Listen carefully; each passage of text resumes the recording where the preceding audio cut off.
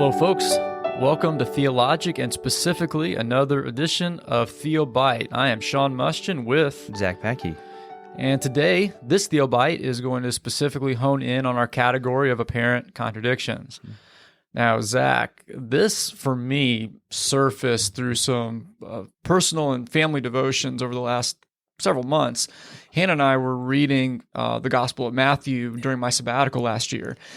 And more recently, however, JL has endeavored to read through the Gospel of Luke, which I'm just glad that she is interested in doing that. And she's finished it, but she came to the parable of the wicked tenants that go out to work the land for the landowner, those that beat the servants that are sent to collect the fruit, etc.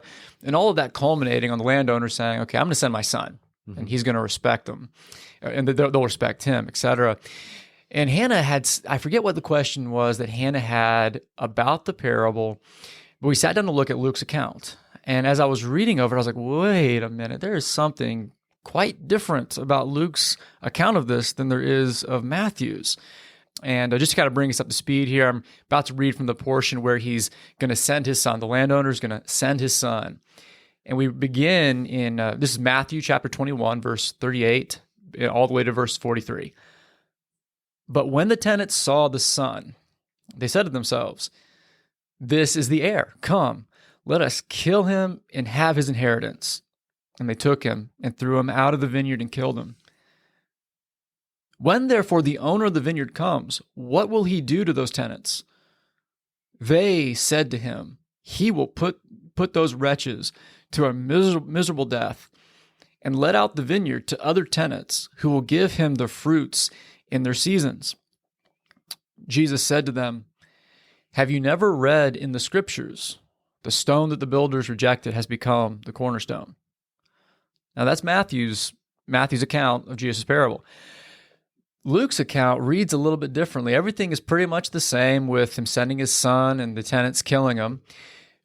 But then Jesus continues, "What then will the owner of the vineyard do to them?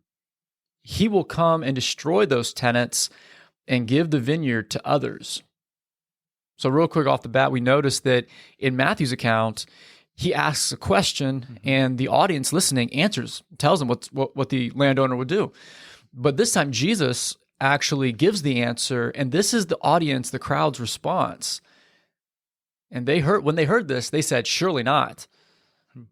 But he looked directly at them and said, "What then is this that is written? The stone that the builders rejected became the cornerstone." So in Matthew's account, the audience, those listening, they finish the parable for him. They tell him what the landowner's going to come and do. In Luke's account, it's interesting that they actually are repulsed by the idea, because this statement, "surely not," is another way of saying that is an abominable thought. Like, we can't even bear the thought of that.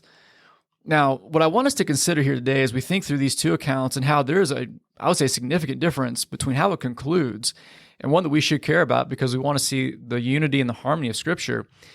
The first thing I want us to consider today is the possibility of two different occasions for the giving of the parable. Either way, they come within the Passion Week, the last week of Christ's life. But within that week, I would argue, and I'll present the reasons why, that Jesus told this parable more than once during his last week. Consider regarding Matthew's account. It directly follows the challenge of Jesus' authority given by the Jewish leaders. And the parable in this context is being given directly to the Jewish leaders in response to their challenge. So when you look at Matthew's account in Matthew 21, you see those flow together. Jesus is using this as a response as the challenge is being made. However, in Luke's account, it seems that the parable is given sometime later, with Jesus speaking to the people and crowd at large, not specifically the Jewish leaders and to them exclusively. As a matter of fact, you'll see kind of a gap in Luke's account. And again, that's from Luke chapter 20, where there's a little bit of a gap in between the challenge and Jesus speaking, where he says, then he spoke to the people. So in light of this, what I would say is that the strong negative outburst seems to be coming from the crowd in Luke's account, which would be more fitting. We think about the crowds throughout the gospel narratives. They're a little more fickle, a little more easily swayed one way and then another.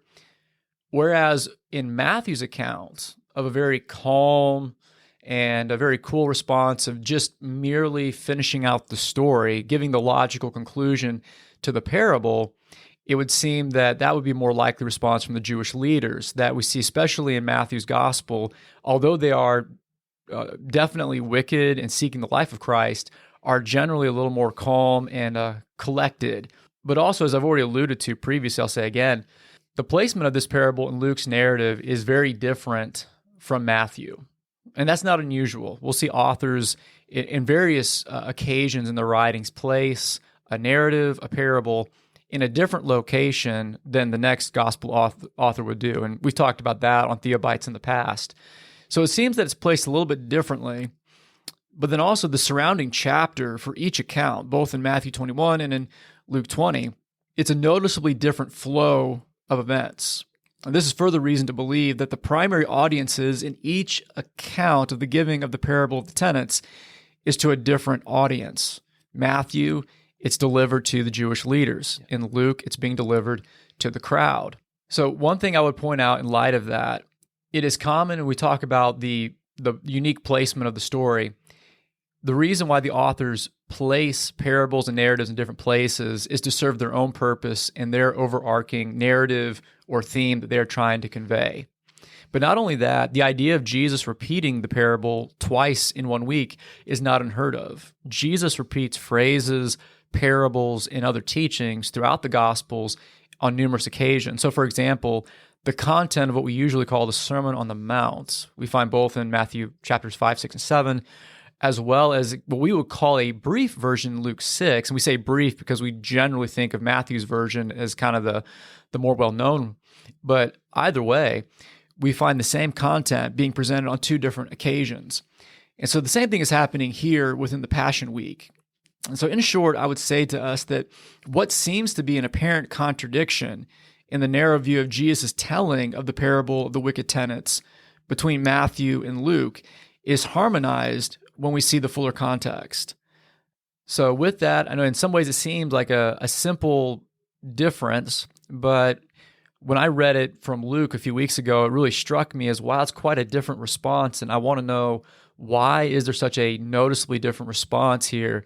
And I believe that we find the answer to that, the harmonization of that, when we look at the context and see that it's 2 different audiences at 2 different times. I want to refer our listeners to a book, a great resource whenever you're dealing with what seems to be an apparent contradiction within the Gospels, a great resource called One Perfect Life.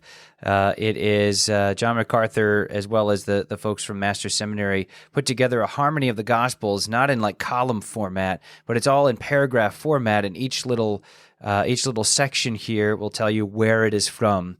And it'll put together all of it together. And this is what it has here on the parable of the landowner at the section that Sean was talking about. I think it corroborates a lot of what Sean is saying. Therefore, when the owner of the vineyard comes, and what will he do to those vine dressers? They said to him, he will destroy those wicked men miserably and lease his vineyard to other vine dressers who will render to him the fruits in their season. Jesus said to them, indeed, in brackets, he will come and destroy those vine dressers and give the vineyard to others. But others, also in brackets, because it's kind of putting it together, when they heard it, they said, certainly not. What it's doing is trying to put together the whole picture of that, of the Gospels in that way. And I think it really does help us understand. When I have, this is kind of an issue, I go to this book and it's a huge help. One Perfect Life from the Master's Seminary. It's a great resource for you. All right. Thank you, Packy. All right, folks, well, stay tuned, and we'll have more Theobites to you in the future.